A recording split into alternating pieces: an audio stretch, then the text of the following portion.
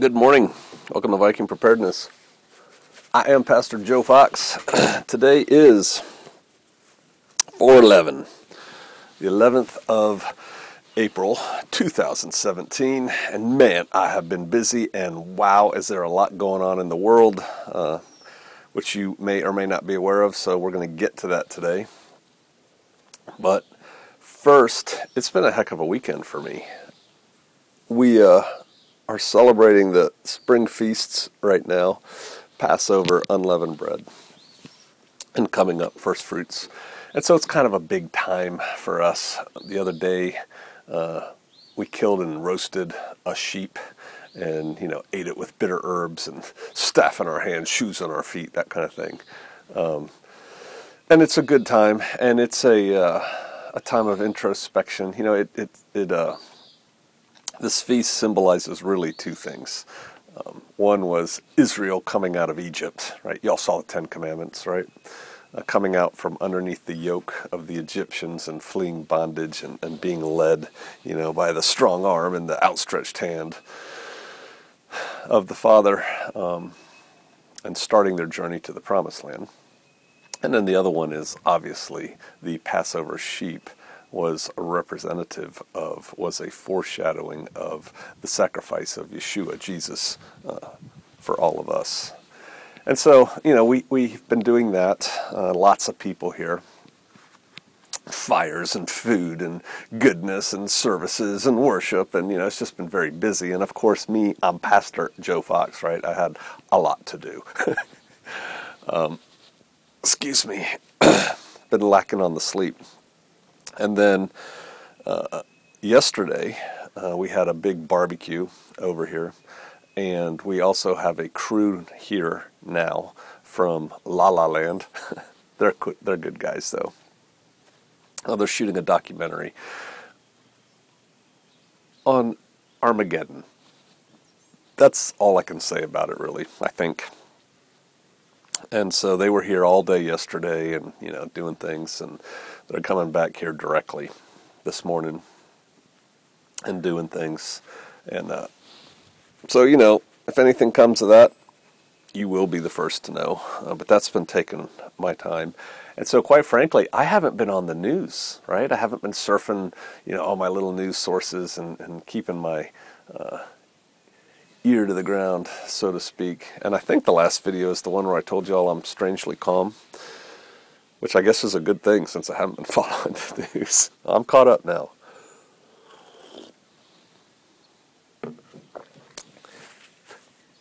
I have a good friend, actually I have two, who send me texts whenever anything important, the way we consider things important, breaks in the world. And so I get an immediate, hey, this is happening. And yesterday, at the end of a long day, I picked up my phone, which I hadn't been carrying around with me all day, and a text from my buddy said, Chinese move 150,000 troops to the North Korean border. I'm like, okay, well, I think I spoke about it on this channel, right, that the USS Carl Vinson aircraft carrier and then, other accompanying ships are steaming from Singapore towards North Korea. Yep. And so I'm like, okay, And I think, that could look scary, right? 150,000 is a lot of soldiers. But for China, it's still a lot of soldiers. But I immediately texted him back before I saw the articles or anything. And I said, yeah, it's probably to put in place a refugee control mechanism so that North Korean civilians don't flee north into China. And in fact, it turns out that's what it looks like it is. However, those same soldiers that are saying, stop, don't come into our country, North Korean civilians who are fleeing the panic or whatever, could also easily be given the order, go south. So the aircraft carriers are steaming north. We have a lot of soldiers in Korea right now doing a big exercise. We just finished some kind of naval exercise up there, so I don't know what residual forces are there, but forces are starting to pile up around the Korean Peninsula. Why? because we don't want North Korea to fire any more ballistic missiles or to test any more nuclear devices or anything like that. And the best way to negotiate is from a position of strength.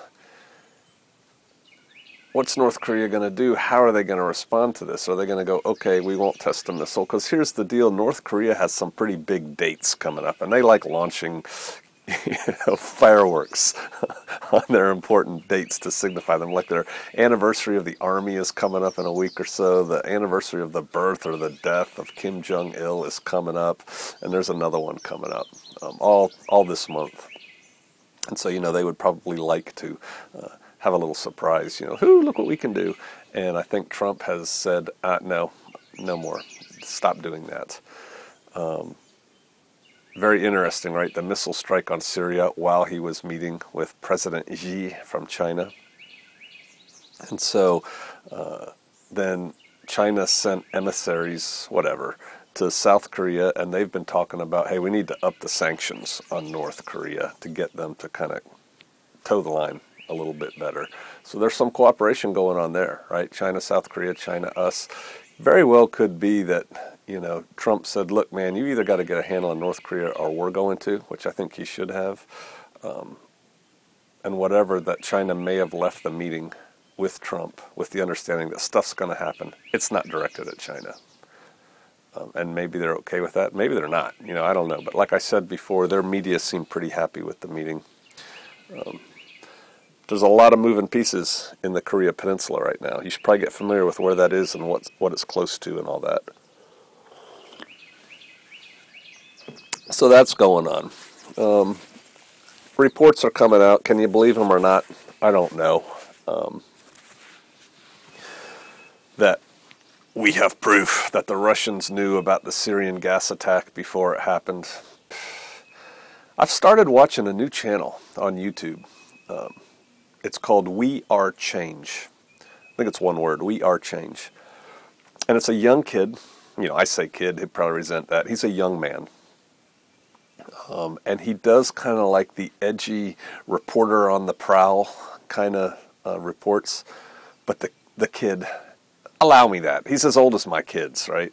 The man he's bright.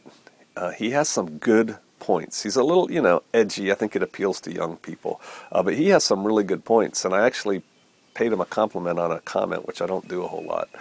He did a report the other day, and he was showing like newspaper clips, or it looks like a newspaper clip on the web, of all these news things that had happened. The Stockholm truck that drove into the crowd, the bombings in Egypt and the Christian church, this, that, other thing, all these like terrorist things where lots of people be dying and stuff. And then he talks about the gas attack in Syria, and I'm just paraphrasing what I took from what he said, so you can't say that these were his exact words, but it was words to the effect of, how come we're only seeing pictures of Syria? How come we're not seeing pictures of all the dead Christians or all the dead people in Stockholm or injured or this, that, and the other thing? They're only showing us pictures of the bodies and ill and injured people in Syria. And that's because they're trying to tug on your heartstrings. They're manipulating you to feel bad about that situation, and something has to be done. And there's an agenda being played there, and that same agenda is for you not to care a whole lot about what's going on anywhere else, like all the Muslims killing people. Right? My words for what he said. And then he made the point that the CIA controls much of the media, and that, we're being played to do this Syrian thing. Yeah, I don't trust what I see in the main sources, and whenever they do show me pictures, matter of fact, I think he said this. I think he said whenever they show you pictures of dead, dying, and injured children, you should automatically go, why are you showing me this? What are you trying to get done here? I think he said that. We Are Change. It's worth watching. I like how he does things. And so that's going on. Syria didn't go away, right? The Russians are still making moves. We're still making counter moves back and forth. But we're not hearing about it because they can only focus on so many balls at a time. And right now they're all focused on North Korea and what China's doing, right? Iran. What's Iran doing? I saw a thing today that said there's moves going on in the Strait of Hormuz. Okay. Read a report, I think it was on Drudge, the other day that Russia has some kind of really interesting facility on the top of a mountain in Nicaragua. And so I went and looked at a picture of it, and I'm not an antenna intelligence analyst, but they had some big old dish antennas on the top of this mountain, and the article made the point that it had line of sight to the U.S. Embassy in Nicaragua and things like that.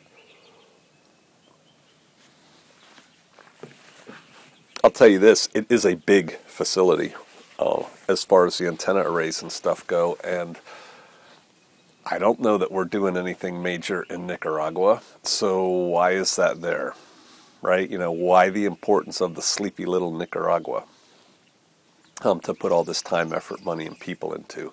Very interesting, you know, keep your eye out what's going on down there. And then check this out, this just came out today. There are some kind of unprecedented anti-submarine drills going on off the coast of San Diego, right? The people are reporting on it. They're flying I don't know if they're P-3 Orions anymore or what, but it's the Sub-Hunter airplanes, really low back and forth, and I guess ships are coming to the area, sub-ships, you know, Sub-Hunters, and they've got the Canadians involved, and there was not a scheduled exercise during this time.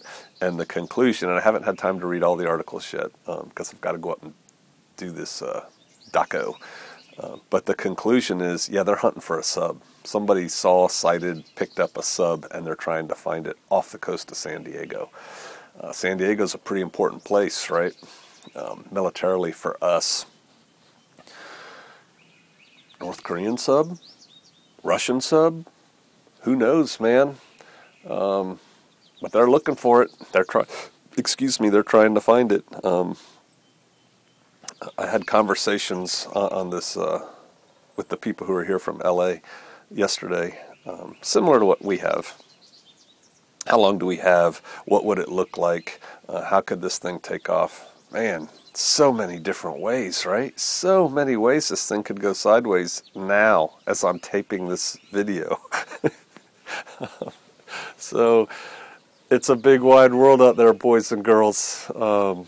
Be alert, you know, watch out what's going on. You should already be prepared. If you're a Viking, meaning you watch my channels, you should already be doing everything you can to be prepared. And you should be able to sit back and eat popcorn, you know, knowing that wood is stacked by the fire. And by the way, it's kind of chilly here, mid-April, and stuff like that. So that's what's going on. And then what else is going on in my life is my first daughter, second one to come here, is down here for a visit with her husband, and they got here and their car broke down. So they're kind of stuck here, and she's having a hard time. She's got to get back to work, and you know, yada yada. So that's good, you know, that I'm getting to visit with extended family during this time. I even made the you know, morbid comment, well, if the world goes crazy, at least she's here. Hey, you never know, right? But we're going to try and get her truck running today and get her back on her way. Yeah, so it's an interesting time in which we live. I am fascinated by it. I'm just like watching the show, man. You guys got to keep prepping if you're not prepped. If you can't sit back and go, what am I going to do today? Everything's kind of squared away. You know, magazines are stacked, water tubs are full, food is topped off, blah, blah, blah, blah. If you can't do that, you should be working towards that. Keep your nose to the wind. I've said that a couple times. Pay attention to what's going on. Things could move quickly. I'll say this. This isn't a secret.